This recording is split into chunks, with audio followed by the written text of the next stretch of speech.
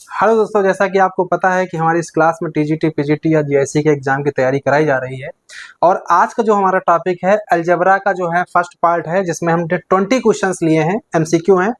और ये जो टॉपिक है हमारा सेट थ्योरी और फंक्शन, और दूसरा है बाइनरी ऑपरेशन। तो इससे संबंधित जितने भी क्वेश्चन आपके पूछे गए हैं एग्जाम में, ठीक है, उनको हम जो है 20 क्वेश्चंस करके हम आपको करके बताएंगे कि कैसे जो है इसमें हमने जो है शॉर्टकट यूज किए, किस प्रकार से उनको हम हल करेंगे। ठीक है, एक एक चीज यहाँ सीखेंगे। थ्योरी तो उतनी नहीं कंप्लीट करेंगे, लेकिन थ्योरी के साथ में हम क्वेश्चन लगाएंगे। ज्यादातर हम इसमें शॉर्टकट ही सीखेंगे कि किस प्रकार से इन 20 क्वेश्चन को हल करते हैं। तो चलिए स्टार्ट करते हैं वन बाय वन।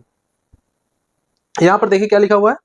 क्वेश्चन लिखा हुआ है कि हमारे पास एक रिलेशन दे रखा हुआ है, a माइनस बी का जो मॉड है वो लेस देन और इक्वल टू 1/2 लिखा हुआ है। ठीक है, तो यहाँ पर हमारे पास ऑप्शन है कि एक दिया है पहला इक्विवेलेंस रिलेशन, यानी तीनों रिलेशन हो, चाहे रिफ्लेक्सिव, सिमेट्रिक और ट्रांजिटिव।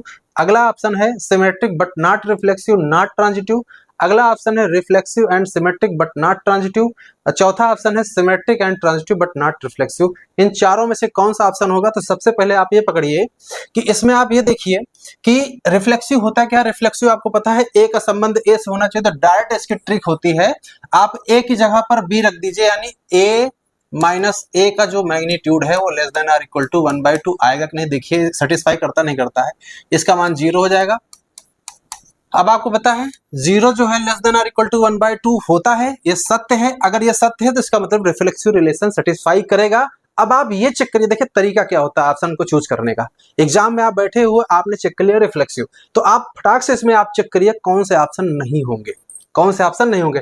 तो जहां जहां इन्होंने लिख दिया अगर स्वतुल्य नहीं होगा वो ऑप्शन तो आप काट दीजिए। जैसे सबसे पहले लास्ट में डी लिखा है सममित संक्रामक बट स्वतुल्य नहीं है ना, यहाँ पे लिखा हुआ है, तो इसका मतलब डी आंसर सीधे सीधे खत्म हो जाएगा। ये ऑप्शन तो सही नहीं हो सकता क्योंकि रिफ्लेक्सिव हो चुका है। यहाँ समझ में आ गया। अब आप और देखिए कहां पर लिखा है स्वतुल्य नहीं है। आप संक्रामक देखिए, यहां देखिए लिखा बी ऑप्शन, देखिए लिखा है सम्मित परंतु स्वतुल्य व संक्रामक नहीं। तो यहां पर देखिए ये कह रहे हैं स्वतुल्य व संक्रामक नहीं है, इसका मतलब बी आंसर हमारा खत्म हो चुका है। ठीक है, ये तरीका होता है एग्जाम में क्वेश्चन हल करने का। बाकी आपको प्रोसेस आपको अच्छे से पता है, आपकी तैयारी हमसे अच्छी होगी, है ना। हम यहाँ पर सिर्फ आपको तरीका बता रहे हैं, हो सकता है कि तरीका यूनिक हो या हो सकता है हमसे पहले आप जानते हो। तो आपको ये हम समझाने की कोशिश कर रहे हैं कि क्वेश्चन को कैसे टिक किया जाता है, ऑप्शन में कैसे हम उठाते हैं इसमें। तो रिफ्लेक्सिव इसका हो चुका है, तो हमने उन आंसर को उड़ा दिया है जिन आंसर को हमें पता है कि ये आंसर नहीं होंगे। अब एक चीज आप बताइए, मान लीजिए आगे इसके आपको सोल्यूशन नहीं आता है, तो अब आपको पता है कि अब आपको पता है तुक्का किसमें लगाओ, या तो ए में लगाओगे। ए लिखा है आपका इक्विवेलेंस रिलेशन। दूसरा क्या लिखा हुआ है देखिए, दूसरा लिखा है यहाँ पे सी लिखा है स्वतुल्य और सम्मित परंतु संक्रामक नहीं। अब एक चीज ध्यान देने की जरूरत है, इसमें ध्यान देने की जरूरत है कि देखिए स्वतुल्य और सम्मित, देखिए अगर ये वाला सी आंसर होगा तो स्वतुल्य और सम्मित इसमें है। ठीक है, तो इसका मतलब, और इसमें इक्विवेलेंस में आपको पता स्वतुल्य भी होगा, सम्मित होगा, संक्रामक होगा, तो सम्मित की प्रॉपर्टी इसमें भी होगी, सम्मित की प्रॉपर्टी इसमें भी होगी। इसका मतलब अगर चाहो तो आप सम्मित मत चेक करो, सीधे आप संक्रामक चेक कर लो। अगर संक्रामक हो जाता है तो हम तुल्यता पे मार देंगे, अगर नहीं होता है तो सी पर मार देंगे, है ना। लेकिन फिर भी हम आपको सम्मित दिखा देते हैं, सम्मित की क्या परिभाषा होती है, सम्मित कैसे चेक किया जाता है उसको देख लीजिए।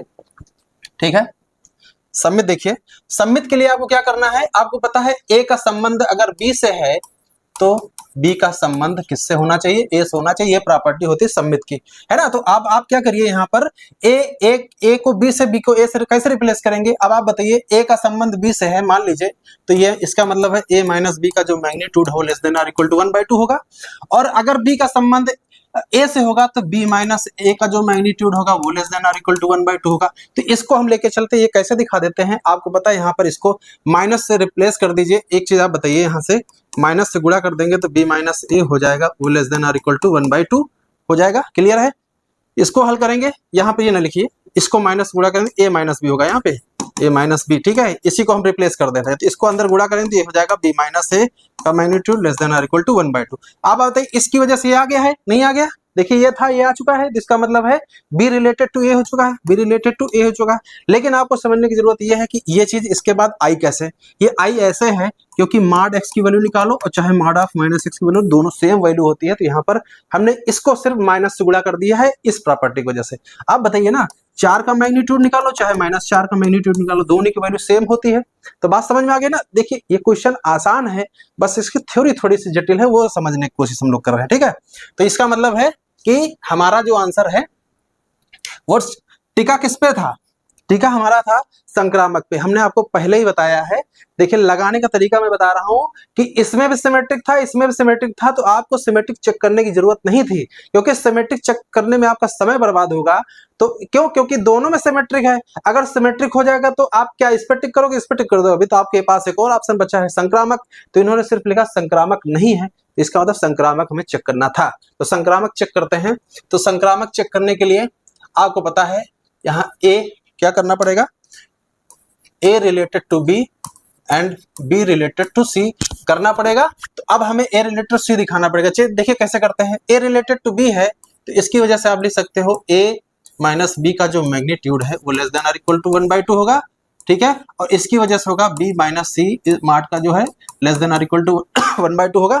अब यहाँ से देखिए इसकी वजह से हम देखिए यहाँ तोड़ने जा रहे हैं A minus B less than और इक्वल टू जो है greater than equal to -1/2 less than और इक्वल टू 1/2। इसको आप लिख सकते हैं B minus C less than और इक्वल टू -1/2 और ग्रेटर देन इक्वल टू, ठीक है, B माइनस C और यहाँ लेस देन और इक्वल टू 1/2 कर देंगे। ये कहाँ से आया, यहाँ से आया। मॉड x की वैल्यू अगर लेस देन और इक्वल टू A है तो x की value greater than equal to minus है, लेस देन और इक्वल टू A होती है। ये आपको याद रखनी है, इसकी वजह से ये किया है। तो यहाँ A की वैल्यू 1/2 थी, तो 1/2 पीछे लगा दिया माइनस में, आगे लगा दिया प्लस में, ठीक है। अब आप दोनों को जोड़ दीजिए, दोनों को जोड़ देंगे तो देखिए यहाँ से B कट जाएगा, तो A minus B plus B minus C ये हो जाएगा इधर -1/2 इधर 1/2 और इधर 1/2, B से B कट गया। A माइनस C का जो मैग्नीट्यूड, आप मैग्नीट्यूड छोड़िए अभी डायरेक्ट लिखिए, A माइनस C की जो वैल्यू है वो लेस देन और इक्वल टू -1 आ गई, ग्रेटर देन इक्वल टू और लेस देन और इक्वल टू 1 आ गई, ठीक है। इसको ध्यान दीजिए, इसका मैग्नीट्यूड अगर ध्यान दे तो मैग्नीट्यूड में अगर देखा जाए इसको वापस से लिख सकते हो लेस देन और इक्वल टू 1 लिख सकते हो ना इसको वापस से मैग्नीट्यूड। और यहाँ पे क्या लिखा है A minus C less than और इक्वल टू 1/2 आना चाहिए, तो यहाँ क्या आ रहा है A minus C less than और इक्वल टू 1 आ रहा है।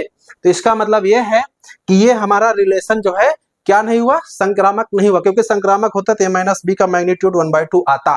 तो इसका मतलब हमारा कौन सा आंसर सही हो जाएगा, इसका कहाँ गया, ये सी आंसर इसका करेक्ट हो जाएगा, क्योंकि स्वतुल्य था, सम्मित था, लेकिन संक्रामक नहीं था। कैसे हमने इसको हल किया ये आपको समझना है, ठीक है। चलिए आगे बढ़ते हैं। अगला क्वेश्चन क्या लिखा हुआ है, लिखा हुआ है हमारे पास लिखा है यदि एक परिमित समुच्चय S में n अवयव हैं, इसका मतलब यह है, क्वेश्चन खाली आप समझिए, S में अवयवों की संख्या n है, ठीक है। फिर बोला गया उस पर कुल द्विआधारी संक्रिया संभव, यानी binary operation, number of binary operation की कुल संख्या हमें चाहिए। तो बाइनरी ऑपरेशन को जनरली हम लोग स्टार से पढ़ते हैं। इसका जो परिभाषा होती है, बाइनरी ऑपरेशन एक प्रकार का फंक्शन होता है। जैसे फंक्शन क्या होता है, फंक्शन आपने पढ़ा है, फंक्शन आप जो है A से B है ना, ऐसे ही तो लिखते हैं A से B, क्लियर है।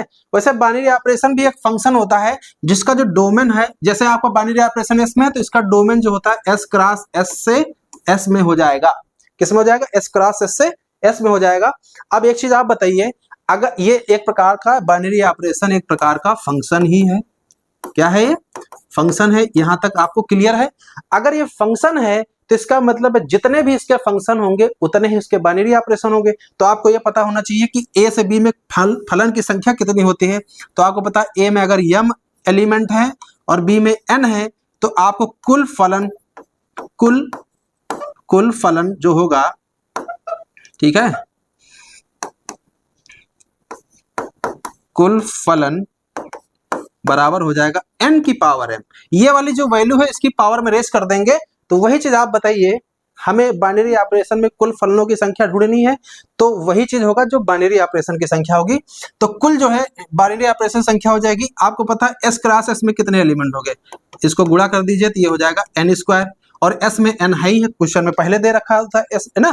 तो अब आपको पता है कि कुल फलनों की संख्या यानी कुल द्विआधारी, ठीक है, यहां देखिए क्या द्विआधारी संक्रिया बराबर हो जाएगी। आपको पता है इधर वाली जो संख्या उसके ऊपर रेस कर देंगे सीधे n की पावर n स्क्वायर हो जाएगा, ये इसका आंसर आ जाएगा। बिल्कुल देखिए उसी तरह से ना, जैसे m की पावर इधर n रेज हो गया है, वैसे यहाँ पर इसमें n स्क्वायर एलिमेंट थे, इससे n थे, तो n स्क्वायर n पे रेज हो गया, तो सीधे इसका n स्क्वायर आंसर हो गया, यानी n की पावर n स्क्वायर। ठीक है, लेकिन आपको इसको रट के रखना है, इसका आंसर भी हो जाएगा। ये पीजीटी परीक्षा 2004 में क्वेश्चन पूछा गया, तो आप थोड़ा सा दिमाग लगाइए, देखिए समझ लीजिए कि आंसर क्या आया है, ठीक है, कैसे आया है, लेकिन एग्जाम में आपको वहां बुद्धि नहीं लगानी है, वहां पर सिर्फ आपको क्या करना है, टिक लगाना, रट के बैठना है कि अगर किसी सेट में, अगर किसी, अब यही क्वेश्चन मान लीजिए, अगर देखिए आपको तैयारी कैसे करनी है, अगर मान लीजिए पेपर में क्वेश्चन पर्टिकुलर आ गया, जैसे मान लीजिए अगर कह दिया गया है एक्स एस में एलिमेंट 4 है, मान लीजिए एस में एलिमेंट 4 है, तो अब आपसे पूछ लीजिए बताइए कितने इसके टोटल नंबर ऑफ जो है बाइनरी ऑपरेशन होंगे, तो सूत्र हमें पता है 4 की पावर 4 स्क्वायर, यानी 4 की पावर 16 इसका आंसर हो जाएगा, यहाँ पे 4 की पावर 16 इसका आंसर हो जाएगा। इतने बनेंगे इसके, क्लियर है। अगर यही आ जाए एस में अगर 2 एलिमेंट है तो 2 की पावर 2 कर देंगे, तो यानी इसकी वैल्यू हो जाएगी 2 की पावर ये 4 हो जाएगा, ये 16 आंसर आ जाएगा। इसका मतलब कुल द्विआधारी बाइनरी यानी बाइनरी ऑपरेशन की टोटल संख्या जो है 16 निकल के आ जाएगी। तो एग्जाम में आपको तैयारी ऐसे करना है कि अगर जनरल वे में आपको याद रखना है, अगर पर्टिकुलर क्वेश्चन आ जाए तो वहां पर उड़ा के आएंगे, तो क्वेश्चन आपको हर तरीके से आपको घुमा के पकड़ना, ठीक है, इतना समझ में आ गया। चलिए आगे बढ़ते हैं। अगला क्वेश्चन देखिए, क्वेश्चन लिखा समुच्चय ए से समुच्चय स्वयं में, यानी एक ये मान लीजिए अगर यह समुच्चय ए है, तो उसी समुच्चय में समस्त आच्छादक फलनों की संख्या, नंबर ऑफ ऑनटू फंक्शन की संख्या क्या होगी। तो आपको याद रखना है, एक ट्रिक सूत्र बता रहा हूं मैं, अगर फलन ए से ए में है, जनरल रूल याद करना, अगर इसमें n एलिमेंट है, इसमें भी n एलिमेंट है, तो याद रखना कुल आच्छादक फलनों की संख्या का जो सूत्र होता है वो n फैक्टोरियल होता है, ये याद रखना। अगर देखिए ये कौन सा सूत्र है, जब a में संख्या उतनी हो n और b और इधर b में भी वही संख्या, मतलब सेम नंबर एलिमेंट हो, कोई जरूरी नहीं इसमें भी जो संख्या हो वही इसमें भी हो, ठीक है, समझ में आया।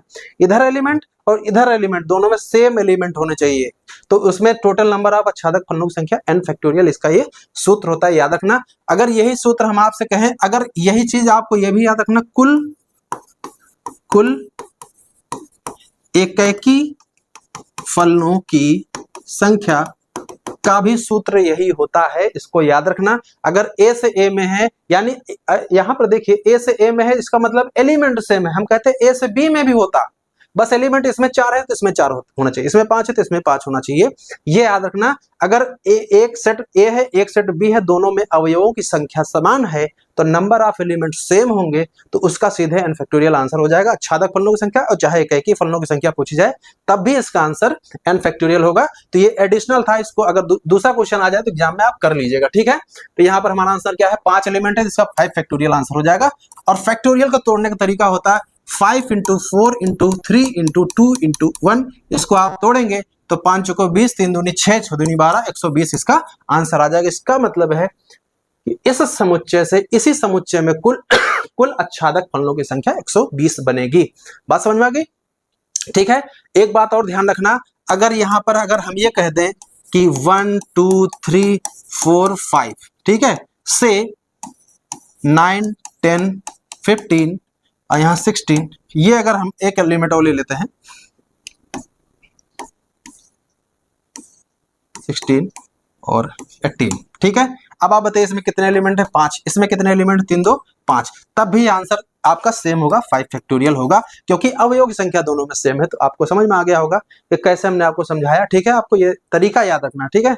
चलिए आगे बढ़ते हैं, क्वेश्चन नंबर 5 पे देखते हैं। क्वेश्चन नंबर 5 क्या है, 5 का चौथा क्वेश्चन है ये। E बराबर दिया है 1 2 3 4 दिया है, F बराबर 1 2 दिया है, टोटल नंबर ऑफ आंटो फलनों की संख्या, इसको आपको पढ़ना है।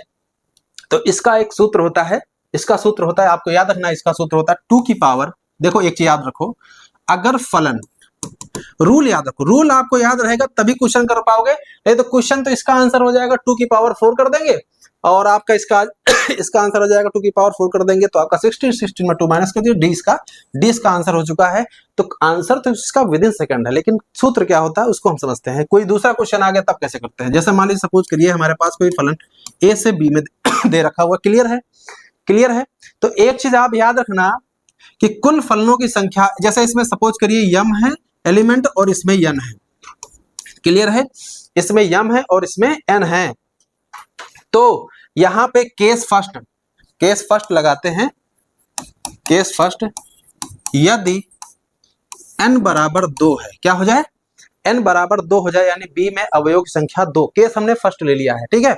अगर n बराबर 2 हो जाए तो कुल आच्छादक फलन कितने होंगे, कुल आच्छादक फलनों की संख्या बराबर क्या हो जाएगी, उसका सूत्र हो जाएगा 2 की पावर m-2, याद रहेगा। आच्छादक फलनों की संख्या 2 की पावर m-2 याद रखना। और एक चीज याद रखना यहाँ पे, m का मान आपको क्या करना है, 2 या 2 से बड़ा रखना है।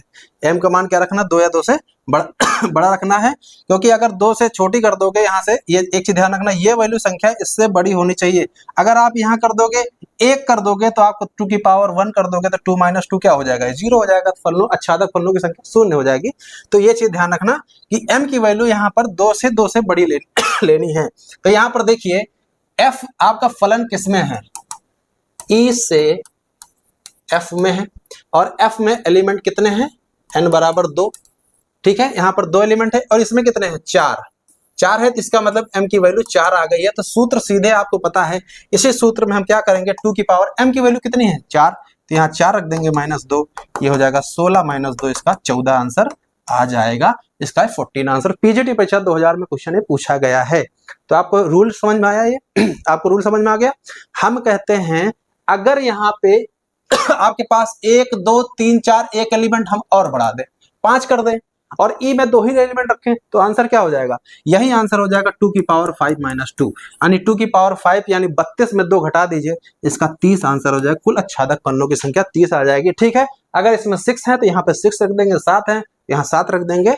रूल सबका एक होगा, ये किस केस में होगा, जब n बराबर 2 हो तब होगा, ये चीज याद रखना, ठीक है। चलिए एक एडिशनल हम बता देते हैं आपको, एडिशनल बता देते हैं। यदि f a से b में है, इसमें m है और इसमें n है, और अगर n की वैल्यू 3 है तो कुल आच्छादक फलनों की संख्या क्या होगी, 3 की पावर यहां से हो जाएगा m-3, 2 की पावर m-1, ये इसका आंसर हो जाएगा। याद रखना इस चीज को, जब n की वैल्यू 3 हो जाए। तो अब यहाँ पर m की वैल्यू जो यूज करोगे 3 से बड़ी रखना, ठीक है। जैसे 4 हो जाए, 5 हो जाए, 6 हो जाए, तो इसे सूत्र में रख के निकाल लीजिएगा, ठीक है। क्वेश्चन अगर एडिशनल आ जाए तो यहाँ पर ये रूल लगाइएगा, ठीक है।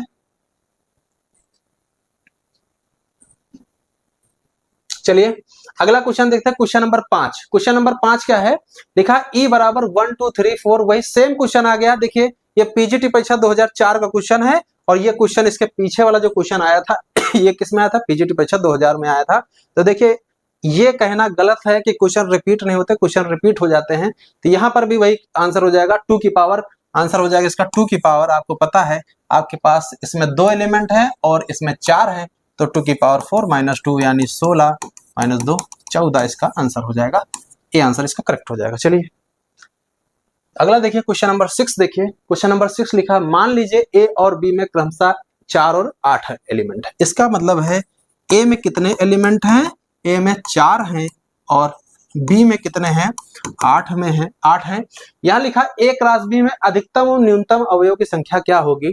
तो एक चीज बताइए, ए क्रॉस बी का सूत्र होता है एन, ए क्रॉस बी का होता है Na × NB, क्या होता है Na × NB होगा। तो यहां ध्यान दीजिए ए की वैल्यू कितनी है, यहाँ से ए की वैल्यू कितनी है, Na की वैल्यू कितनी है, यहाँ से 4 रख देंगे, और ये NB की वैल्यू 8, 8 चौके 32 इसका आंसर हो जाएगा। तो यहाँ ध्यान ये दीजिएगा कि इसमें जो अधिकतम अवयव होंगे वो भी 32 होंगे, न्यूनतम अवयव वो भी 32 होंगे, इस चीज को ध्यान रखिएगा, ठीक है। क्योंकि यहाँ पर ध्यान दीजिए कि इसका सूत्र होता है Na इंटू NB, ठीक है, इसमें कोई कंडीशन नहीं लगती है। ए में एलिमेंट कैसे भी हो, 4 एलिमेंट है, बी में 8 है, तो सीधे एक राशि बी में अवयव संख्या 32 हो जाएगी। तो इसका न्यूनतम और अधिकतम दोनों मान सीधे 32 हो जाएगा, इसमें कोई दिमाग लगाने की जरूरत नहीं है, इसका सीधे आंसर भी हो जाएगा। PGT 2004 में क्वेश्चन पूछा गया है। अगला क्वेश्चन देखिए, क्वेश्चन नंबर 7 दिया है, प्राकृतिक संख्याओं के समुच्चय पर क्या लिखा है, प्राकृतिक संख्याओं के समुच्चय पर एक संबंध R है, वो कैसा है, A का संबंध B से है और परिभाषित किस तरह से, सह अभाज्य संख्या है। इसका मतलब समझिए, यहाँ पे क्या लिखा हुआ है, इसका मतलब ये लिखा हुआ है A का संबंध B से है, कैसा है, A और B सह अभाज्य संख्या है, ठीक है। इसका मतलब यह है, सहभाज्य किसे कहते हैं, जिनका HCF यानी A और B का क्या होना चाहिए, 1 होना चाहिए, ये यहाँ पर बोला गया है। तो यहाँ पर बिल्कुल दिमाग आपको लगाना है। सबसे पहले रिफ्लेक्सिव के क्वेश्चन PGT 2010 का क्वेश्चन है, रिफ्लेक्सिव चेक करिए। रिफ्लेक्सिव किसे कहते हैं, A का संबंध A से हो जाए, A का संबंध किससे हो जाए, A से हो जाए। अब आप बताइए A का संबंध A से कब होगा, जब A और A सह अभाज्य संख्या हो। और सहअभाज्य संख्या नहीं है, क्यों नहीं, क्योंकि HCF A और A का अगर निकालोगे तो A ही आ जाएगा। आप बताओ 4 और 4 का HCF कितना आएगा, 4 आ जाएगा। 5 और 5 का HCF कितना आएगा, 5 आ जाएगा। इसका मतलब किसी संख्या का उसी से HCF निकालेंगे तो वही संख्या आ जाती है। तो कहाँ यहाँ पर HCF इनका एक आ रहा है, क्योंकि दो सहअभाज्य संख्या क्या होते हैं, जिनका कॉमन फैक्टर अधिकतम 1 हो। तो आपको पता A का संबंध A से नहीं, तो इसका मतलब ये रिलेशन हमारा रिफ्लेक्सिव नहीं होगा। अब रिफ्लेक्सिव हमने क्या बताया था आपको तरीका, अब इसमें वो आप सब चेक करिए जहां जहां रिफ्लेक्सिव लिखा हो रिफ्लेक्सिव नहीं होगा, है ना। इसमें क्या लिखा, देखिए यहाँ पर पहले देखिए रिफ्लेक्सिव, हाँ रिफ्लेक्सिव होगा ये देखना, क्योंकि रिफ्लेक्सिव नहीं हुआ तो इसमें आंसर जहां जहां लिखा होगा रिफ्लेक्सिव है उसको उड़ा देंगे। तो यहाँ लिखा देखिए रिफ्लेक्सिव एंड सिमेट्रिक, तो ए आंसर खत्म हो चुका, क्योंकि रिफ्लेक्सिव तो है ही नहीं ना, यानी रिफ्लेक्सिव नहीं है, यानी रिफ्लेक्सिव नहीं है। और रिफ्लेक्सिव नहीं है तो जहां जहां लिखा होगा रिफ्लेक्सिव है उनको हम उड़ा देंगे। तो यहां लिखा था एक, यहां देखिए रिफ्लेक्सिव क्या लिखा है, रिफ्लेक्सिव एंड ट्रांजिटिव, तो ये भी खत्म हो चुका क्योंकि इसमें लिखा, और ये लिखा इक्विवेलेंस रिलेशन, और इक्विवेलेंस रिलेशन में आपके तीनों प्रॉपर्टी होल्ड करनी चाहिए, तो एक तो होल्ड ही नहीं कर रही है, तो ये भी खत्म हो चुका है। सीधे सीधे हमारे पास आंसर कौन बच रहा है, बी बच रहा है, बी आंसर बच रहा है। तो बी पर टिक लगा सकते हैं, लेकिन ये क्वेश्चन आपको ध्यान देने की जरूरत यह है कि यहाँ पे देखिए क्या लिखा है, एक लिखा है ट्रांजिटिव और एक लिखा है सिमेट्रिक, है ना। तो ट्रांजिटिव सिमेट्रिक कैसे हो गया, इसको आप समझिए, कैसे हुआ है कैसे नहीं हुआ, इसको आप समझिएगा। देखिए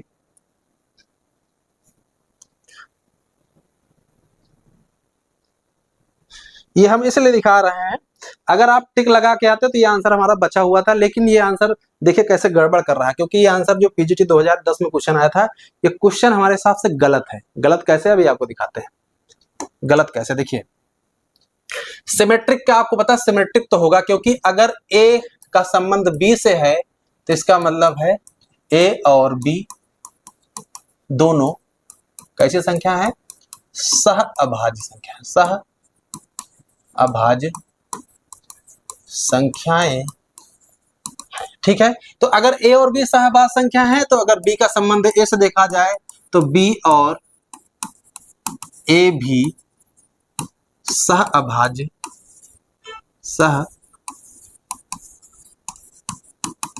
संख्याएं होंगी। यहां तक समझ में आया कि A और B अगर सहभाज्य है तो B और B सहभाज्य, इसका मतलब है कि ये आपका सिमेट्रिक क्या कहते हैं, सिमेट्रिक हो चुका है, ये आपका सिमेट्रिक हो चुका है।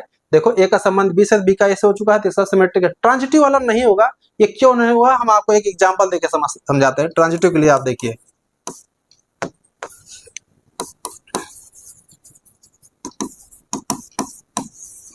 ट्रांजिटिव रिलेशन, चलिए हम यहाँ पर दो पेयर लेंगे, ए का संबंध बी से, बी का सी से, लेकिन ए का सी से नहीं होगा, दिखाते कैसे नहीं होगा।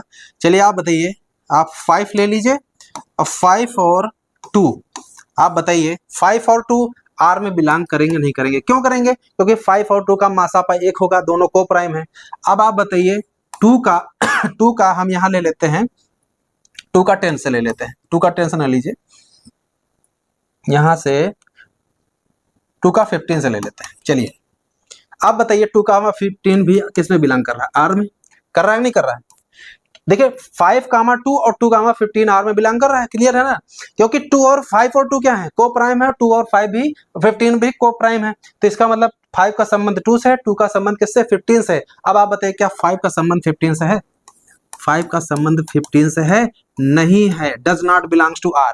क्यों? क्योंकि HCF जो है वो 5 और 15 का 5 आ जाएगा, नॉट इक्वल टू 1 आया, यानी दोनों को प्राइम नहीं है। इसका मतलब A और B और C को प्राइम था, लेकिन A और C को प्राइम हुआ नहीं हुआ। इसका मतलब ये आपका सिमेट्रिक तो था लेकिन ट्रांजिटिव नहीं होगा। इसका मतलब है बी आंसर। करेक्ट तो हम लगा देते हैं, लेकिन ये क्वेश्चन गलत था। फिलहाल PGT 2010 का क्वेश्चन था, ये क्वेश्चन ही गलत था, इसमें चारों ऑप्शन गलत थे। ठीक है, तो चलिए अगला क्वेश्चन देखते हैं। क्वेश्चन नंबर 8, इसको पढ़िए क्या लिखा है।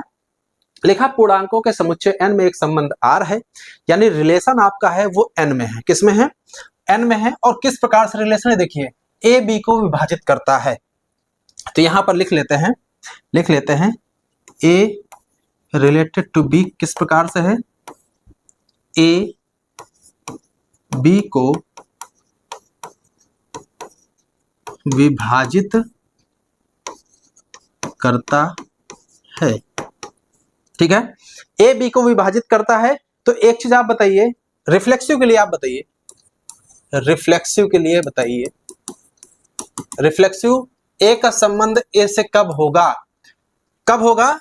जब ए को विभाजित करे। अब आप बताइए ए को विभाजित कर देगा नहीं कर देगा? 4 को विभाजित कर देगा, 5 को विभाजित कर देगा, 6 को विभाजित कर देगा। खुद संख्या खुद को विभाजित कर देगी। तो वही चीज तो यहाँ लिखी है कि ए का संबंध बी से कब होगा? जब ए बी को विभाजित कर देगा। तो ए को विभाजित कर देगा। इसका मतलब है this implies R is reflexive. Reflexive होगा कि नहीं होगा? ठीक है, रिफ्लेक्सिव होगा क्योंकि ए को विभाजित कर देता। वही आपने आपको बताया, एक पकड़ लिया है। अब आपको क्या करना है, ये ढूंढना है इन चारों ऑप्शन में कौन सा ऑप्शन आप जैसे रिफ्लेक्सिव हो गया, तो इसमें जहां जहां लिखा होगा रिफ्लेक्सिव नहीं होगा उसको आप काट दीजिए। कहां कहां लिखा? देखिए सतुल्य, ये देखिए रिफ्लेक्सिव लिखा है, ये देखिए यहाँ ये हो सकता है लिखा है, और ये सतुल्य लिखा है। इसमें कहीं पर नहीं दिखा नहीं है। इसका मतलब ये है कि आप ये ढूंढिए, जैसे इसमें देखिए ट्रांजिटिव और सिमेट्रिक में, तो ट्रांजिटिव और सिमेट्रिक लिखा है, तो इन्होंने ये शब्द लिखा है, इसमें रिफ्लेक्सिव नहीं आया, तो इसको हटा सकते हैं आप, है ना। रिफ्लेक्सिव यहाँ दो जगह दे रखा हुआ है ना।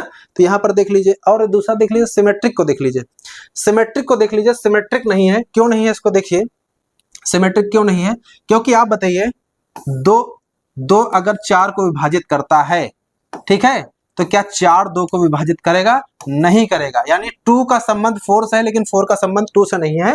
तो A रिलेटेड टू B है, लेकिन B रिलेटेड टू नहीं है। तो जहां जहां आप सिमेट्रिक नहीं है, तो यहाँ सिमेट्रिक कहां लिखा है? देखिए यहाँ सिमेट्रिक लिखा है, इसको उड़ा दीजिए।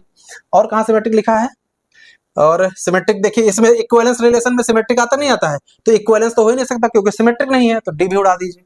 तो बचा कौन सा ऑप्शन हमारे पास? रिफ्लेक्सिव और ट्रांजिटिव। इसका सी आंसर स्वतः ही करेक्ट हो जाता है। ठीक है, बात समझ में आई? ऐसा इसलिए है क्योंकि ए का संबंध बी से है और बी का सी से है। ठीक है, बी का संबंध सी से है, तो ए का सी से हो। क्यों? ए को बी को विभाजित कर रहा है और बी सी को कर रहा है, तो ए सी को 100% करेगा। एग्जांपल लेकर दे सकते हो, जैसे 2 4 को काट रहा है और 4 काट रहा है 8 को, तो 2 4 को भी तो काटेगा, 2 4 काटेगा, 4 8 को काट रहा है, 2 4 को काटेगा, है ना। तो ए रिलेटेड सी हो जाएगा। तो ये तरीका होता है, जैसे हमने यहाँ पे क्या बताया था, जैसे रिफ्लेक्सिव उतना सटीक नहीं बैठ रहा था, लेकिन ये सिमेट्रिक वाली प्रॉपर्टी बढ़िया सेट हो रही थी। अगर सिमेट्रिक आप पकड़ लेते तो सिमेट्रिक पकड़ लीजिए, तो सिमेट्रिक में आपको ये समझ में आ जाएगा सिमेट्रिक तो नहीं है, तो जहां जहां सिमेट्रिक लगा होगा उसको उड़ा देंगे। तो सिमेट्रिक यहाँ दिख रहा था, यहाँ दिख रहा था, इसमें दिख रहा था, सीधे आंसर बचा। एक रिलेशन पकड़ करके सीधे आप उसको आंसर कर सकते थे। ठीक है, क्वेश्चन नंबर अगला देखिए, क्वेश्चन नंबर 9 देखिए क्या है। लिखा है ए और बी 3 समुच्चय हैं, लिखा है ए क्रॉस बी यूनियन सी के बराबर क्या होगा। तो यहां देखिए, ये कार्टेशियन प्रोडक्ट प्रॉपर्टी है, इसका सूत्र होता है बी यूनियन सी। ठीक है, अब ये देखिए ए क्रॉस अंदर जाएगा, ए क्रॉस जब अंदर जाएगा तो इसका क्या आएगा? ए क्रॉस बी हो जाएगा, ए क्रॉस बी हो जाएगा। ये देखिए ए क्रॉस पहले बी के साथ जाएगा और फिर सी के साथ जाएगा, ए क्रॉस सी हो गया। ठीक है, समझ में आया। ए क्रॉस बी और ए क्रॉस सी, बीच में क्या है यूनियन, यहाँ यूनियन मार दीजिए और चारों में मिला लीजिए। कहाँ कहाँ लिखा है ए क्रॉस बी, ए क्रॉस सी कहाँ लिखा है, ए क्रॉस बी ए क्रॉस सी यहाँ लिखा है, ए लिखा है, यहाँ दो दो जगह आ रहा है। ए क्रॉस बी ए क्रॉस सी यहाँ भी आ रहा है, ए क्रॉस बी यहाँ, तो सी आंसर इसका और डी दोनों सही है। ठीक है, दोनों इसलिए ये मिस्टेक है, 2013 का क्वेश्चन है, मिस्टेक है इस क्वेश्चन में। ये पहला वाला नहीं होगा, ये वाला नहीं होगा, इसका दो आंसर सही है, तो दोनों पे किसी पर टिक लगा देते तो आंसर सही माना जाता है। ठीक है, तो गलत क्वेश्चन था ये, दो आंसर नहीं सही होते हैं, अपने यहाँ एक ही चलता है। ठीक है, यहाँ तक समझ में आ गया। चलिए अगला क्वेश्चन देखिए, क्वेश्चन नंबर 10 देखिए, दिया गया है निरीक्षण में देखा गया कि 63% भारतीयों को कॉफी पसंद है। ठीक है, और यहाँ लिखा जबकि 76% को चाय पसंद है, X% को चाय और कॉफी दोनों पसंद है। ये आर डी शर्मा का क्वेश्चन है और ये पीजीटी 2010 में क्वेश्चन आया था, इसलिए कह रहे हैं इंटर लेवल की जो किताब है आर डी शर्मा, इसके पूरे एमसीक्यू जितने हैं सब लगा लीजिए, आर डी शर्मा हो एनसीईआरटी हो। थोड़ा सा देखिए क्वेश्चन आगे रटा रहा है क्वेश्चन है, इसका आंसर सी होगा, इसका आंसर सी होगा। आपने इसको लगाया भी होगा कक्षा 12 में, अगर आपने पढ़ा होगा तो इसका सी आंसर होगा। कैसे होगा वो हम यहाँ पे समझ लेते हैं। इसको अगर शॉर्ट ट्रिक से अगर आप लगाना चाहते हो, शॉर्ट ट्रिक से अगर लगाना चाहते हो, शॉर्ट ट्रिक क्या है इसकी, इसकी शॉर्ट ट्रिक है x की जो वैल्यू है वो वैल्यू कैसे निकाली जाएगी। इसका होता सूत्र मिनिमम, मिनिमम जो यहाँ पर देखिए यहाँ लिखा 63 और लिखा है और 76, तो यहाँ से आप देख सकते 63 76 और दूसरा दिया 63, इन दोनों में जो मिनिमम वैल्यू होगी वो रख देंगे और यहाँ पे क्या लिखेंगे, यहाँ पर इन दोनों 76 और प्लस यहाँ से निकाल देंगे 63, दोनों को जोड़ देंगे, इसमें से 100 माइनस कर देंगे, यही इसका आंसर आ जाता है ट्रिक। यानी दोनों को, इन दोनों को यहाँ देखिए, इन दोनों में जो मिनिमम वैल्यू यहाँ रख देंगे और यहाँ पे क्या लिखेंगे, दोनों को जोड़ देंगे, उसमें 100 माइनस कर देंगे, तो जोड़ करके देखिए कितना आता है। यहाँ से ये आ जाएगा 130 139 139 और 100 यहाँ घटा दीजिए, है ना, और ये आ जाएगा x, है ना, x इज लेस देन और इक्वल टू, इसमें मिनिमम वैल्यू है 63। ठीक है, तो यहाँ से हल करिए तो ये घटा दीजिए 39, यहाँ से x जो है ग्रेटर देन और इक्वल टू 39 लेस देन और इक्वल टू 63, तो ये इसका आंसर ये है बाय ट्रिक है, ये ट्रिक से आप इसको हल कर सकते हैं। ठीक है, यहीं पर क्वेश्चन दूसरा आ जाए, यहाँ वैल्यू चेंज हो जाए, x की जगह पर कोई वैल्यू हो, तो इस तरह से आपको आंसर देना है, ये तरीका होता है। ठीक है, अब रही बात हम जो है इसको लगाते कैसे हैं। एक चीज बताइए, यहाँ पे लिखा है 63% भारतीयों को काफी पसंद है, तो काफी जो है इसको मतलब एनसी ले लेते हैं, इस एनसी ले लेते हैं, वो कितना दिया है, एनसी लेते 63% लिख लेते हैं, 63%। ठीक है, एनसी एक प्रकार से कह लो परसेंटेज, आप इसको आप ऐसे समझ लो, एनसी ना लिखो तो यहाँ लिख लो परसेंटेज ऑफ सी कितना है, सी का मतलब हो गया काफी पसंद करने वालों की संख्या, मतलब प्रतिशत कितना है वो 63 है। इसी तरह से आगे चाय है, तो चाय को हम टी ले लेते हैं, यहाँ पे चाय है, एक कॉफी है, तो टी को पसंद करने वाले की संख्या का परसेंटेज जो है वो कितना है, वो दिया हमारे पास 76%। ठीक है, ये दिया है, और क्या दिया है, एक्स जो है चाय और कॉफी दोनों पसंद करते हैं, इसका मतलब है चाय और कॉफी मतलब हो गया, है ना, यहाँ पे देखिए आपके पास चाय यानी टी, इंटरसेक्शन और लगा है ना, और तो इंटरसेक्शन हो जाएगा, टी और कॉफी को पसंद करने वाले लोग कितने हैं, वो x% है। ये बात समझ में आ गई। अब यहाँ पे ध्यान देने की बात ये जरूरत है कि हमें x की वैल्यू निकालनी है, तो आपको यहाँ ध्यान देना है कि जो है देखिएगा यहाँ से परसेंटेज ऑफ, यहाँ से अगर हम आपसे कहें टी यूनियन सी निकालिए, तो इसका हो जाएगा percentage of C T plus percentage of, यहाँ से क्या ले लेंगे, सी ले लेंगे और माइनस का percentage of T intersection C, तो इसकी वैल्यू निकाल लीजिए। यहाँ टी का कितना दिया है, यहाँ से 76%। ठीक है, और प्लस सी का कितना दिया है, यहाँ से 63%, और ये कितना है माइनस का x हो जाएगा, x% लिखा हुआ है। इसको आप सिंप्लीफाई कर लेंगे तो यहाँ से आगे इसको जोड़ लीजिए 139% और माइनस का x%। यहाँ तक बात आपको समझ में आ गई। इतना अगर आपको आ गया है तो इसके बाद आप समझिएगा। एक चीज आप बताइए, देखिए यहाँ पर अगर एक क्वेश्चन थोड़ा सा और बढ़ा देते कि यहाँ पर जितने लोग हैं, ठीक है, निरीक्षण में देखा गया कि इतने % भारतीयों को काफी पसंद है और 76% चाय पसंद, x% को चाय और काफी दोनों पसंद है। अगर इस क्वेश्चन में ये लिख देते कि ये जितने भी टोटल हैं, भाई इसके अलावा भी तो ऐसे भी तो हो सकते हैं जो चाय और काफी ना पसंद करते हैं, उसके अलावा भी होंगे। अगर यहाँ लिख देते कि जितने भारतीय सबकी संख्या है वो कुछ ना कुछ लेते हैं, और या तो चाय लेते हैं या तो काफी लेते हैं, तब तो एक क्वेश्चन सीधे इसका 39 निकाल लेते सीधे इसका यहाँ आंसर निकाल करके ए यूनियन बी करके यहाँ पे वैल्यू रख देते 100% और यहाँ से निकाल लेते 39 इसका आंसर आ जाता है। लेकिन यहाँ पर हमें यूनियन नहीं दिया है, मतलब टोटल लोग क्या हैं। तो एक चीज आप बताइए, टोटल की संख्या 100% मान लीजिए पूरे भारतीय 100% है ना। तो यूनियन जब टी यूनियन सी निकाला तो टी यूनियन सी का मतलब होता है या तो वो चाय वाले हैं या तो कॉफी वाले हैं। तो इसका मतलब है हम आपसे कहें कि परसेंटेज जो है वो टी यूनियन सी जो है वो किसके बराबर या छोटा होगा, वो 100% के बराबर होगा या छोटा होगा। जाहिर सी बात है 100% टोटल लोग हैं और ये जो 100% की जो संख्या है वो टी यूनियन सी की यानी जो चाय और कॉफी वाले या तो 100% होंगे या उससे कम होंगे। अब इसकी वैल्यू यहां से रख दीजिए 139 माइनस एक्स, बाहर चाहे तो आप परसेंटेज यहाँ लगा दीजिए, परसेंटेज लगा दीजिए यहाँ, है ना। तो परसेंटेज ना लगाते तब भी बाद में लगा लेते और आंसर तो वैसे भी आ जाएगा।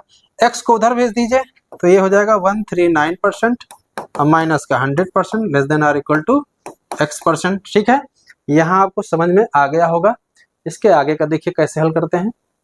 इसके एक आगे देखिए, यहाँ देखिए ये आ गया है x is greater than or equal to, यहाँ से निकल के आया है, इसको आप माइनस कर दीजिए 39%। ठीक है, यहाँ से देख सकते हो 39, इसको हटा दीजिए, यहाँ से कितना आया 39%।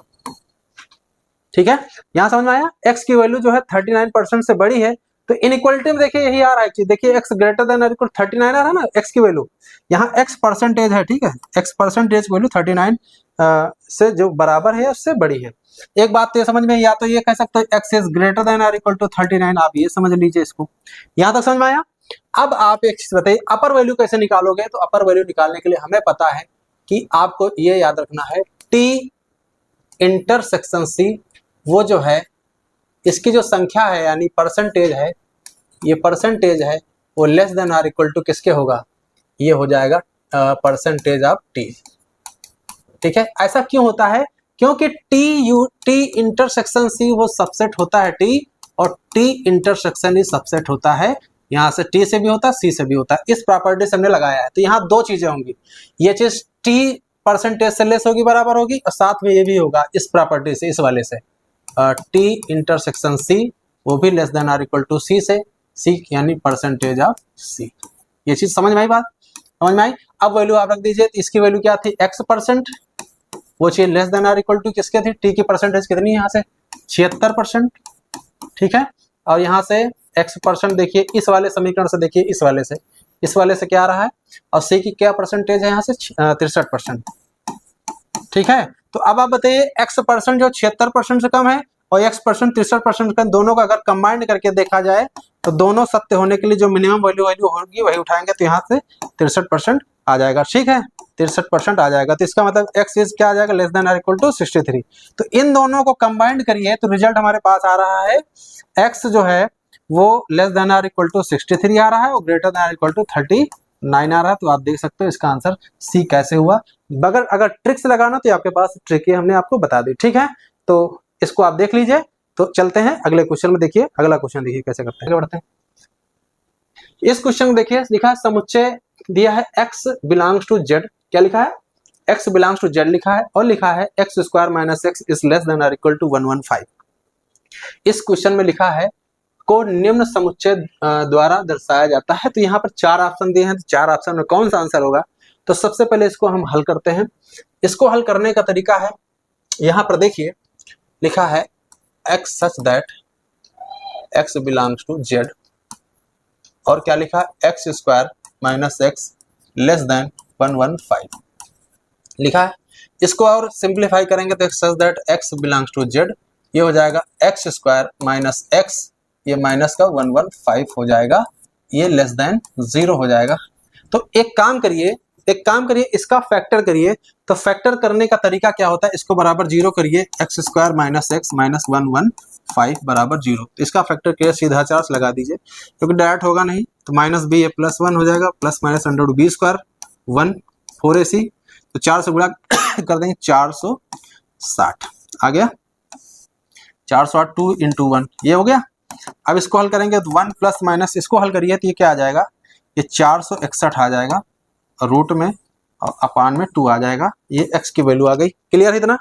अब 461 की वैल्यू निकालना है, इसका स्क्वायर रूट निकालने का ट्रिक क्या होता है, देखिए 461 है।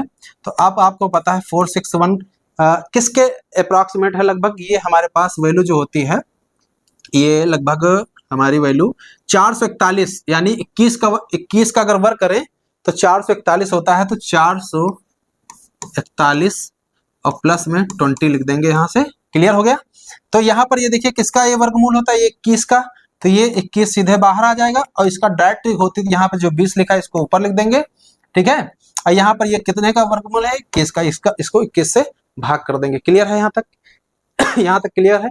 यहाँ पर जो भी है इसको 21 और इसको साथ में दुगुना कर देंगे, 2 से गुणा कर दीजिए। यहाँ हो गया 21 प्लस ये हो जाएगा 20 और ये 2 से गुणा करना पड़ता है। ठीक है। ट्रिक ये होती है कि इसको तोड़ दिया 2 भागों में तो इसका वर्गमूल ये 21 आ गया और 20 को ऊपर रख देंगे और इसका जो वर्गमूल होगा 21 का दुगुना कर देंगे तो ये हो जाएगा 42। क्लियर है।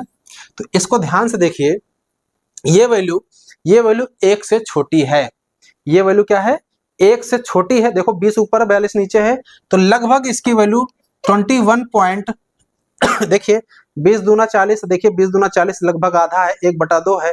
तो 0.5 इसकी वैल्यू लगभग ले सकते हैं, एक लगभग वैल्यू ले सकते हैं। इसको हल करने की जरूरत नहीं है।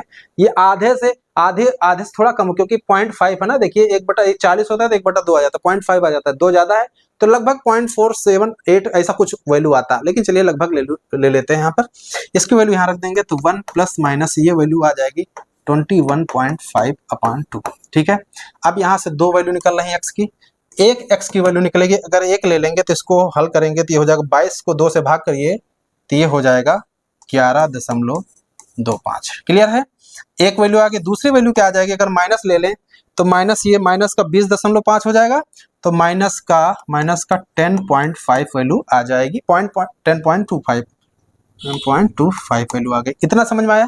इसको रियल लाइन पर रिप्रेजेंट करिए। आपको पता है निगेटिव है, माइनस का 10.25 और इधर है 11.25। अब इसका हल निकालना है तो इसका हल निकालने ट्रिक होती है कि आप इसको इंटरवल तोड़िए। ये तो शुरू करते हैं प्लस माइनस प्लस से। तो आपको पता है इंटरवल इसमें कौन सा लेना, तो इंटरवल आपका निगेटिव वाला लेना, ये वाला भाग है यहाँ से लेकर यहाँ तक। तो अब आप देखिए -10 से, यानी x की वैल्यू यहाँ से आ रही है greater then -10.25 less than 11.25 value होती है। तो यहाँ पर आप देखिए इसमें से कौन सा आंसर मैच कर रहा है। जो भी इस इंटरवल में आ रहा है वो आंसर हम ले लेंगे, सटीक आंसर। तो एक चीज देखिए, ये वैल्यू 11.25 से शुरू हो रही है, तो इसमें लेस देन 10 दिया है यहाँ पे, ये दिया। देखिए यहाँ लिखा है ग्रेटर देन -11 दिया है, यहाँ देखिए क्या लिखा है 10.5 लिखा है। तो आपको पता है 10 यहाँ -11 इसके पीछे आएगा, ये यहाँ आएगा -11। तो ये जहां -11 ये आंसर नहीं, ए और आंसर नहीं हो सकता, डी आंसर इसका नहीं हो सकता है। अब बचे 2 आंसर, दो आंसर देखिए यहाँ लिखा लेस देन 11, तो इसके पीछे हमारे पास ये यहाँ पर 11 आएगा। ठीक है। और यहाँ देखिए इसमें लिखा 10, तो इसके पीछे 10 आएगा। और इसमें देखिए -10 दोनों में है, तो -10 यहाँ आएगा लगभग। तो -10 से 10 कह रहे हैं एक वैल्यू है और एक कह रहे हैं -10 से 11, तो बड़ी वैल्यू हमारे पास है, तो सी इसका आंसर हो जाएगा। तो आंसर तो दोनों सही है, लेकिन इसमें सटीक आंसर ये वाला लिया जाएगा सी, क्योंकि सी की वैल्यू जो है इस इंटरवल में ज्यादा बड़ी कंसीडर किया जाए, क्योंकि ये तो इसी के अंदर आ गया ना। क्योंकि अगर सी सत्य मान लिया जाएगा तो बी ऑटोमेटिक सत्य हो जाएगा। ठीक है। तो ये इसका आंसर था। वैसे इस तरह क्वेश्चन पता है कैसे बना देते हैं, क्वेश्चन इनको यही पूछना था, डायरेक्ट पूछना चाहिए था, है ना। तो क्वेश्चन ये घुमा के 2000 पीजीटी परीक्षा 2013 में क्वेश्चन पूछा गया। चलिए आगे बढ़ते हैं। क्या लिखा हुआ, वास्तविक संख्याओं के समुच्चय में निम्न संबंध बताए गए हैं, इनमें से कौन सा संबंध तुल्यता संबंध होगा। तुल्यता में रिफ्लेक्सिव, सिमेट्रिक और ट्रांजिटिव। एक चीज आप बताइए कौन कौन से नहीं होंगे, आपको सीधे सीधे पता चल रहा होगा। एक तो ये नहीं होगा, ये नहीं होगा, क्योंकि a माइनस बी जो है अगर ग्रेटर देन 0 है तो b माइनस ए लेस देन 0 हो जाएगा। अगर a का रिलेशन b से तो b का रिलेशन a से नहीं होगा, तो ये खत्म हो गया, सिमेट्रिक नहीं होगा। वही चीज यहाँ पर भी आ जाती है, a minus B less than or equal to 0 तो b माइनस ए क्या होगा, greater than or equal to 0 हो जाएगा। तो इसका मतलब ये भी हमारा सिमेट्रिक नहीं है। क्लियर हो गया इतना। अब आप बात करें इन दोनों की इन दोनों की। ठीक है। तो यहाँ पर भी देखिए अगर मान लीजिए 4 की वैल्यू, 4 का माड ग्रेटर देन इक्वल टू 2 का माड है, तो क्या 2 का माड ग्रेटर देन इक्वल टू 4 का माड होगा? कतई नहीं होगा, हो नहीं सकता, ऐसा हो ही नहीं सकता है। तो बचा हमारे पास ये, इसका ए आंसर इसका करेक्ट हो जाएगा। ये भी आंसर खत्म हो चुका है। ठीक है, समझ में आया। आप देखना चाहो देख सकते हो, ए का संबंध ए से होगा क्योंकि ए बराबर ए है। ए का संबंध बी से, यानी मॉड ऑफ ए बराबर मॉड ऑफ बी, तो मॉड ऑफ बी बराबर मॉड ऑफ ए, सिमेट्रिक हो गया। ट्रांजिटिव कैसे होगा, मॉड ऑफ ए बराबर मॉड ऑफ बी है और मॉड ऑफ बी बराबर मॉड ऑफ सी है, तो ए का मॉड सी के मॉड के बराबर होगा, तो ट्रांजिटिव भी हो गया। रिफ्लेक्सिव सिमेट्रिक ट्रांजिटिव तीनों होगा, तो यही पूछा गया, इक्विवेलेंस कौन सा, ए आंसर हो जाएगा इसका। चलिए आगे बढ़िए, क्वेश्चन नंबर 15 देखिए। क्वेश्चन नंबर 15 क्या है, लिखा है यदि f is such that r to r, ठीक है, तथा g such that r to r, दो हमारे पास प्रतिचित्रण है जो कि fx बराबर एक्स स्क्वायर gx बराबर एक्स स्क्वायर प्लस 2 है, परिभाषित कैसे हैं, यहाँ लिखा हुआ है, इसमें एक फॉग दिया है, एक है ना, फॉग की तुलना की गई है, तो फॉग निकाला जाए और ग्राफ निकालते हैं। फॉग निकालेंगे तो क्या आएगा, देखिए पहले आप देखिए fx बराबर क्या है, fx बराबर क्या है हमारे पास, fx बराबर एक्स स्क्वायर है और gx बराबर एक्स स्क्वायर प्लस 2 है ना। तो यहां से फॉग निकालेंगे f ऑफ gx, तो फंक्शन fx में gs रख देंगे तो ये हो जाएगा एक्स स्क्वायर प्लस 2 का होल स्क्वायर, और ग्राफ निकालेंगे तो gx में एक्स स्क्वायर रख देंगे तो यह हो जाएगा एक्स की पावर 4 प्लस 2, ठीक है। तो जहां जहां एक्स स्क्वायर रख दिया तो एक्स पावर 4 हो गया, दोनों बराबर ही नहीं है, सीधे इसका आंसर करेक्ट हो जाएगा। फॉग नॉट इक्वल टू कफ, दोनों बराबर कहाँ है, समझ में आया ना, तो ये क्लियर हो गया, 2010 का क्वेश्चन था। चलिए आगे बढ़िए, क्या लिखा हुआ है इसमें, किसी नगर की 20% जनसंख्या कार से यात्रा करती है, ठीक है, कार से यात्रा करने वाले कितने लोग हैं, 20% है। आगे क्या लिखा है ना, 50% संख्या बस से, यानी बी ले लेते हैं, बस से यात्रा करने वाले कितने लोग हैं, 50% हैं। आगे बढ़िए, 10% जनसंख्या कार व बस दोनों से यात्रा करती है ना, यहाँ क्या लिखा है, यानी 50% ट्रेवल्स, यहाँ क्या लिखा है, बस एंड, यहाँ कहाँ 10% ट्रेवल्स बोथ बस एंड कार, दोनों है ना 10%, तो यहाँ क्या लिखा है, 10% जनसंख्या कार व बस दोनों से यात्रा करती है, तो इसका मतलब सी इंटरसेक्शन बी हो जाएगा, वो कितने परसेंट है, 10% हो गया। तो अब एक चीज क्लियर है, तो इसमें पूछा गया है कि कहाँ गया, या तो इसमें पूछा गया है उन लोगों की प्रतिशत संख्या कितनी होगी जो या तो कार से या बस से, या जहां लगा होता है यूनियन होता है, यानी सी यूनियन बी पूछा गया है, सी यूनियन बी पूछा गया है। तो आपको पता है NA plus NB minus NA intersection B, इन दोनों को जोड़िए, 70% 70 में 10 घटा दिए, 60% सीधे इसका आंसर हो जाएगा, सी इसका करेक्ट आंसर हो जाएगा। तो ये सब ओरली क्वेश्चन थे, लगाने समझाने में थोड़ा समय लग रहा है, बाकी सब ओरली क्वेश्चन थे। क्वेश्चन नंबर 17 देखिए, क्वेश्चन लिखा है एक कर्ली ब्रैकेट में 0 लिखा है, यानी इसमें अवयव की संख्या कितनी है, यानी अगर इसको हम a मान लें तो a में अवयव संख्या कितनी है, 1, ठीक है। तो इसमें पूछा टोटल सबसेट्स कौन से होंगे इसके, तो टोटल सबसेट्स की संख्या क्या होती है, 2 की पावर 1, यानी 2 की पावर n हो जाएगा, तो n की वैल्यू 1 है, तो 2 जिसमें भी 2 हैं वो देख लीजिए, 1 2 और ये 3, तो इसका बी ही आंसर हो जाएगा, करेक्ट हो जाएगा। 2 यहाँ पर दिखे हुए हैं, और आपको पता है 5 प्रत्येक का उपसमुच्चय है, तो 5 तो होगा ही होगा सब में, देखिए इसमें 5 है, इसमें 5 नहीं तो ये हटा देते, 5 इसमें था ही नहीं, 3 में 5 है, और एक खुद इसका एक सबसेट होता है 5, और ये सीधे इसका बी आंसर हो गया था। बेसिक परिभाषा पर आधारित क्वेश्चन पूछे गए हैं, 2013 का टीजीटी में क्वेश्चन पूछा गया है।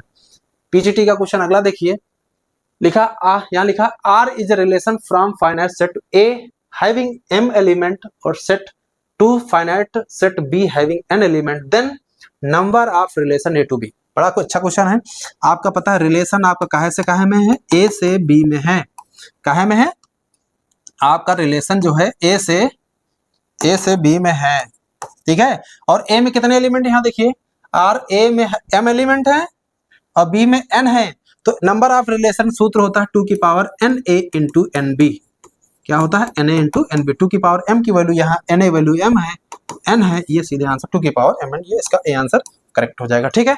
पीजीटी परीक्षा 2009 का क्वेश्चन था। चलिए आगे बढ़िए, अगला क्वेश्चन है पीजीटी परीक्षा 2013 का क्वेश्चन है, f ऑफ fx पूछा गया है, क्या पूछा गया है, f ऑफ fx पूछा गया है, तो इसको कैसे निकालेंगे, जहां फंक्शन है वहां fx रख देंगे।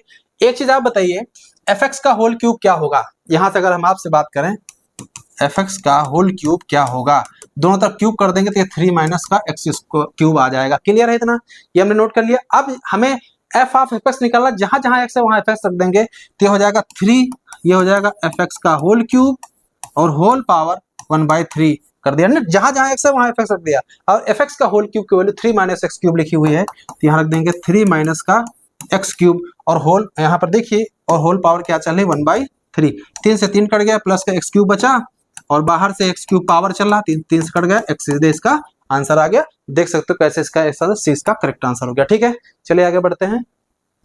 अगला क्वेश्चन, क्वेश्चन नंबर 18 देखिए। 18 क्वेश्चन लिखा है निम्नलिखित में से कौन सा असत्य है। इसमें क्या देखना, कौन सा असत्य है। तो इसको देखिए, असत्य कैसे पकड़ेंगे, किसी समुच्चय पर दो तुल्यकारी संबंध, थोड़ा हिंदी अंग्रेजी देखिए, इसकी थोड़ी सी अजीब है। लिखा है the intersection of two equivalence relation, intersection of two equivalence relation set जो होता है इक्विवेलेंस होता है, ये प्रॉपर्टी होती है, याद करिए कि अगर दो सेट इक्विवेलेंस है उनके इंटरसेक्शन हमेशा हमेशा क्या होंगे, उनके इंटरसेक्शन हमेशा जो है इक्विवेलेंस होंगे। एक इसका मतलब ये कथन सत्य है। फॉल्स ढूंढना, पहला सही है ना, और ये वाला सही है। दूसरा क्या है, inverse of inverse equivalence relation, यानी अगर आर अगर इक्विवेलेंस है तो उसका इनवर्स भी इक्विवेलेंस होता है, तो ये भी आपको याद रखना है, ये प्रॉपर्टी होती है। यहाँ लिखा यूनियन, जैसे यहाँ लिखा intersection of two equivalence relation, ये होता है लेकिन यूनियन हमेशा नहीं होता है, वो कोई जरूरी नहीं है। ठीक है, तो union of two equivalence relation on set is not necessary an equivalence relation. हमने क्या बताया, अगर ए और बी यानी R1, ठीक है, R1 और R2 दो अगर इक्विवेलेंस रिलेशन है तो R1 इंटरसेक्शन R2 हमेशा इक्विवेलेंस रिलेशन होंगे, लेकिन R1 यूनियन R2 कोई जरूरी नहीं है कि वो दोनों इक्विवेलेंस रिलेशन हो। तो वही चीज लिखी है, नॉट नेसेसरी इक्विवेलेंस रिलेशन, ये भी हमारा सत्य है। तो बचा हमारा एक ही आंसर, डी आंसर, इसमें लगा के सीधे चले आओ, यही आंसर होगा। लिखा है reflexive relation on set is necessarily identity relation, ये ऐसा नहीं होता, क्योंकि आइडेंटिटी रिलेशन रिफ्लेक्सिव रिलेशन अलग है। ठीक है, जैसे एग्जांपल हम बात करें, जैसे ए बराबर हमारे पास दिया है 1 2 3, ठीक है, तो आइडेंटिटी जो रिलेशन होगा तो 1 1 2 2 और ये 3 3 होगा। ठीक है, और रिफ्लेक्सिव रिलेशन क्या होगा, रिफ्लेक्सिव रिलेशन हम बना लेते हैं यहाँ पे 1 1 2 2 3 3। ठीक है, अब यहाँ पर रिफ्लेक्सिव रिलेशन में और एडिशन जोड़ दीजिए, कोई एक जोड़ दिए, 2,4 ले लीजिए, चलिए ले लिया 2,4 2,3 करिए, क्योंकि 1 से 3 तक है ना, तो 2,3 ये हमारा रिफ्लेक्सिव रिलेशन है, और ये हमारा आइडेंटिटी। तो कह रहे हैं रिफ्लेक्सिव रिलेशन जो है नेसेसरली द आइडेंटिटी रिलेशन, तो ये रिफ्लेक्सिव तो है लेकिन आइडेंटिटी कहाँ है, आइडेंटिटी में सिर्फ 1 1 2 2 3 3 होना चाहिए, इसमें 2 3 एक्स्ट्रा एलिमेंट है। ठीक है, तो ये हमारा डी आंसर इसका करेक्ट हो जाए। यही आंसर जो है गलत है, इसमें पूछा कौन सा गलत है, यही वाला हमारा गलत था, पीजीटी 2004 क्वेश्चन। तो चलिए अगला क्वेश्चन 19 नंबर देखते हैं। क्वेश्चन नंबर 19 में दे रखा हुआ है कि आर जो है एक रिलेशन समुच्चय ए में, ठीक है, पहले तो बात आपको समझ में आ रही होगी। और यहाँ दिखा आर बराबर आर इनवर्स, इसका मतलब है कि आर जो है हमारा पास जो रिलेशन है आर, वो अपने इनवर्स के बराबर है। और ये चीज कब होता है, आपको पता है कि ये ऐसा तभी संभव होगा, जैसे मान लीजिए सपोज करिए 1,2 अगर आर में बिलोंग कर रहा है तो उसके इनवर्स में 2,1 होना चाहिए।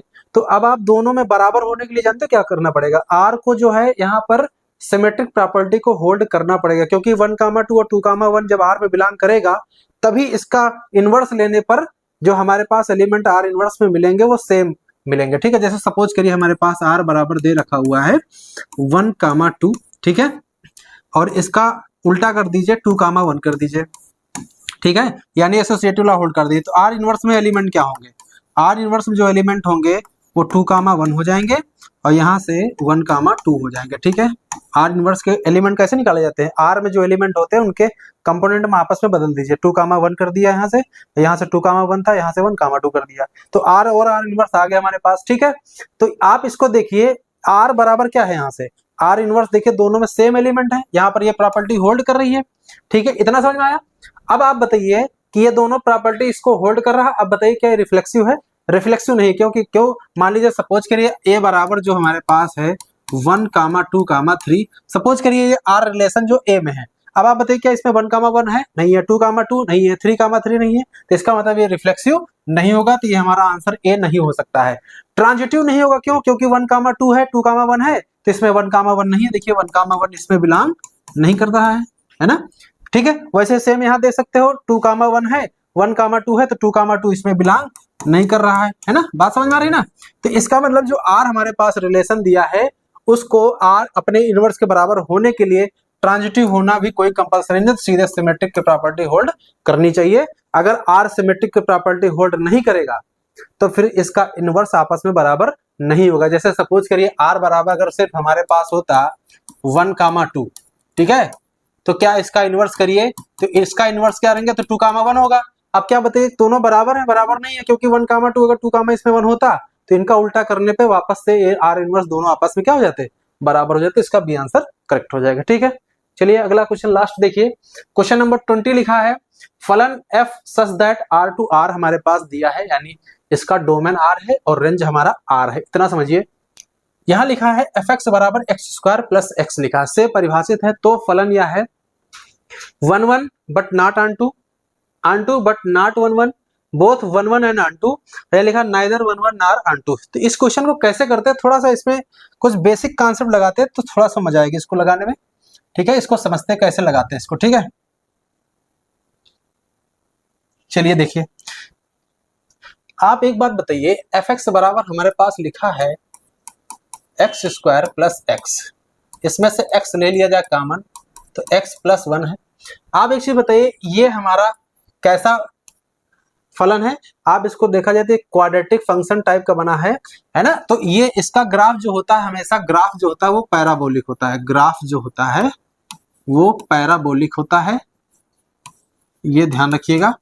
ठीक है, और पैराबोलिक टर्निंग पॉइंट निकालना है तो इसको बराबर 0 कर दिए तो x बराबर 0 और x बराबर -1, इसके 2 पॉइंट मिलते हैं। तो इसका जो ग्राफ बनेगा बहुत ही आसान तरीका होता है, एक तो ये 0,0 से पास करेगा और ये -1 आया तो ये -1,0 से पास करेगा। तो इसका ग्राफ ऊपर की ओर क्यों, देखो अब इसका पैराबोलिक या तो ऐसे जाएगा या तो ऐसे जाएगा। इसका पता करने के लिए इसका जो कोएफिशिएंट है 1x² का, जब ये चीज 0 से बड़ी होती है तो ग्राफ ऊपर की ओर चलता है, अगर ये निगेटिव होती है तो ग्राफ नीचे की ओर चलता है, तो ग्राफ कुछ ऐसे जाएगा। ठीक है, ग्राफ कुछ ऐसे जाएगा, ये इसका ग्राफ है इस फंक्शन का। ठीक है, ये चीज समझ में आ गया। अब आप एक चीज बताइए, किसी भी फंक्शन के 1,1 क्वालिटी चेक करने के लिए इतनी चीजें तो आपको पता ही होनी चाहिए कि अगर कोई ग्राफ है, ठीक है, अगर वो हर क्षैतिज रेखा खींची जाए, अगर वो 2 बिंदुओं पर प्रतिच्छेद करता है तो ये बताता है कि वो ग्राफ हमारा, यानी वो फंक्शन हमारा 1,1 नहीं होगा। ऐसा इसलिए क्योंकि आप इस पे आप लंब डालिए यहाँ से x अक्ष पे, तो x1 है और ये x2 है, तो x1 बराबर नहीं है x2 के, लेकिन ये इन दोनों की हाइट यानी fx1 बराबर fx2, ये हाइट क्या है इसकी fx1 और ये हाइट क्या है fx2।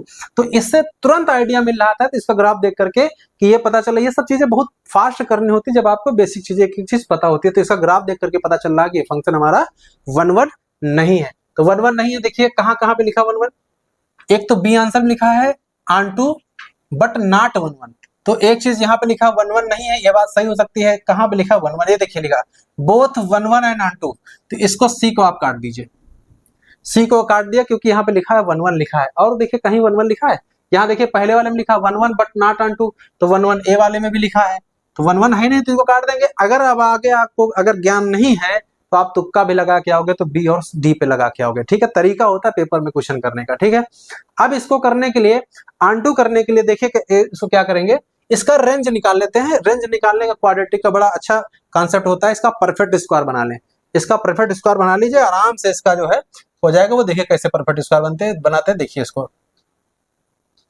चलिए, जैसे हमारे पास क्या लिखा है, fx बराबर लिखा है x² प्लस x, इसका परफेक्ट स्क्वायर बनाएंगे तो इसका हाफ x के गुणांक का आधे का वर्ग जोड़ देंगे और घटा देंगे, यानी 1/2 का होल स्क्वायर जोड़ देंगे, 1/2 का होल स्क्वायर घटा देंगे, तो ये बन जाएगा x प्लस 1/2 का, ठीक है, 1/2 का होल स्क्वायर और ये माइनस का 1/4।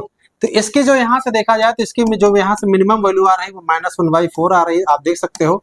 x² x प्लस 1/2 का whole square greater than equal to 0, दोनों तरफ 1/4 घटा दीजिए तो आ जाएगा 1x प्लस 1/2 का whole square minus 1/4 is greater than equal to ये -1/4। तो इसकी जो मिनिमम वैल्यू यानी इसकी रेंज देखा जाए तो रेंज निकालने के लिए आप यहाँ से देख सकते हो, ये fx की वैल्यू जो आई है -1/4 से बड़ी है बराबर, इसका मतलब RF जो आया है -1/4 से इन्फिनिटी आ गया है, जो कि प्रॉपर सबसेट है R का मतलब है कोडोमेन। और जब ये चीज प्रॉपर्टी हो जाती है तो फंक्शन जो हमारा वो onto नहीं होगा, यानी onto नहीं होगा।